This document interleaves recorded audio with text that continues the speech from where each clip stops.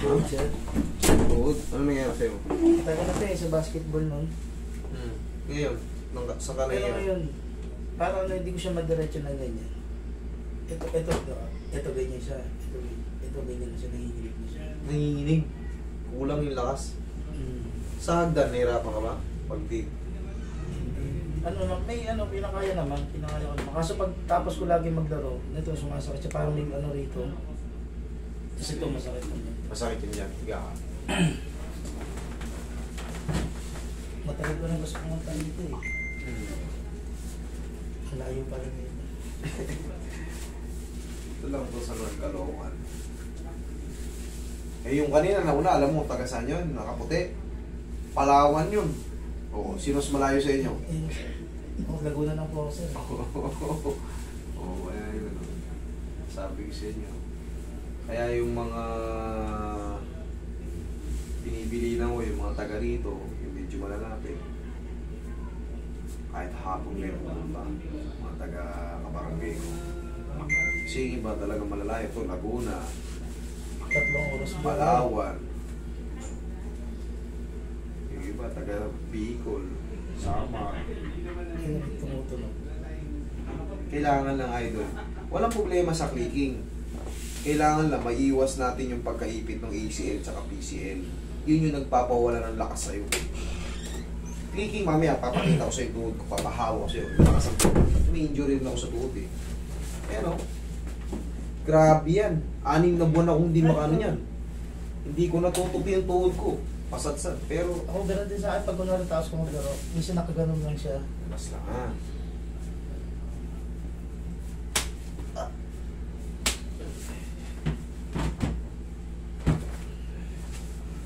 Lakad ano ko no dati, lakad talang ka patagilid, ay patras.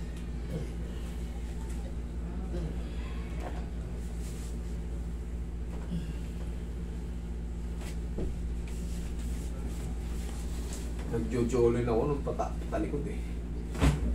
Sarap nun ah. Isa pa. Yan. Okay. Stay mo lang. Ilang segundo wala na yan. Parang nadlam. Dalawa ako na.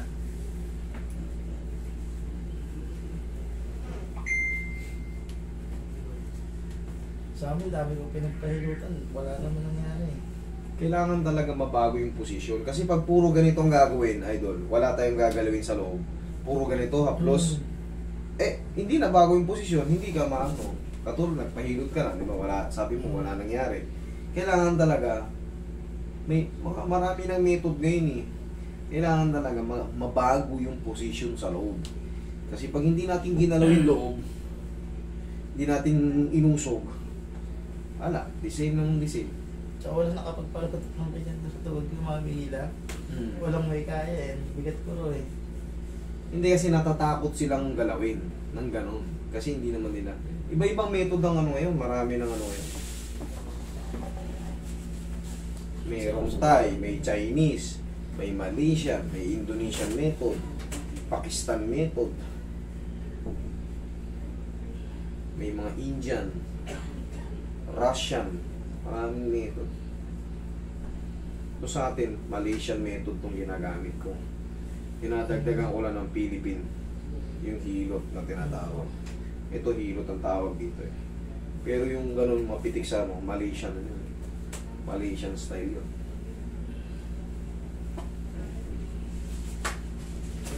Itong technique na to, sa akin lang to. Kaya yun, steady lang. Ay, tigas mo, patas. Sipa mo. Sipa. Yan. Ako lang nakatuklas nung ganun eh. Dahil din sa sarili ko, nararamdaman ko, ina-apply ko sa sarili ko, kaya effective naman. Kaya i-share ko rin sa inyo.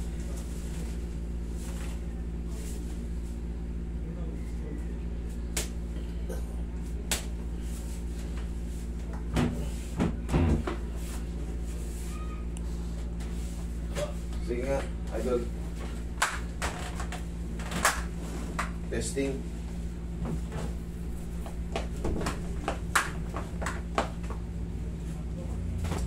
Okay po.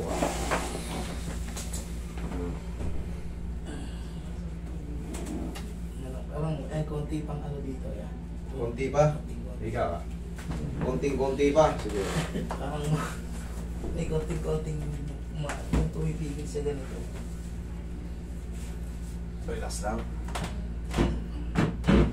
Na yan, okay. May mga konti-konti pa. Pag napahinga, kasi nabago yung posisyon.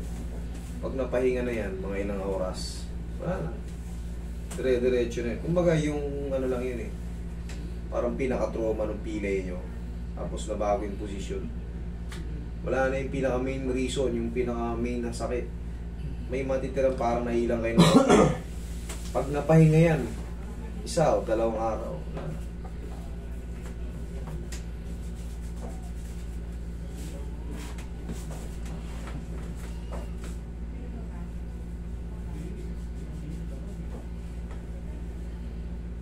Pero ramdam ko naman yung buto, parang bumalik na, ano na, wala nang kumakalang. Ano kumakalang? Hinahatak lang kasi yan. Kailangan mabago yung posisyon talaga sa loob. Pag hindi kasi umusog yung buto na yon, mananatili yung ipit ng ACL or PCL. Kaya pag dininan nyo ng ganun, talagang masakit talaga. Tsaka, pag ginanon nyo parang kakalasog, kasi leash yung buto. Kailangan nyo mahatak or mapektusan patagilid. Depende na sa nagtatansya. Depende na sa nag-a-adjust. O, sige, straight mo. Oh. Tamo, nabitinin mo na. Okay na yan, idol. Wala ka lang dapat ipag-alala dyan. Mga ilangan mo ito pahinga ng basketball. Hanggang 2 linggo, isa o 2. Mas matagal, siyempre mas maganda. Medyo may kabigatan ka, idol. Hindi, solid yung katawan mo. Medyo may kalusugan tayo. Okay na? Sige, thank you. Doon po sa labas.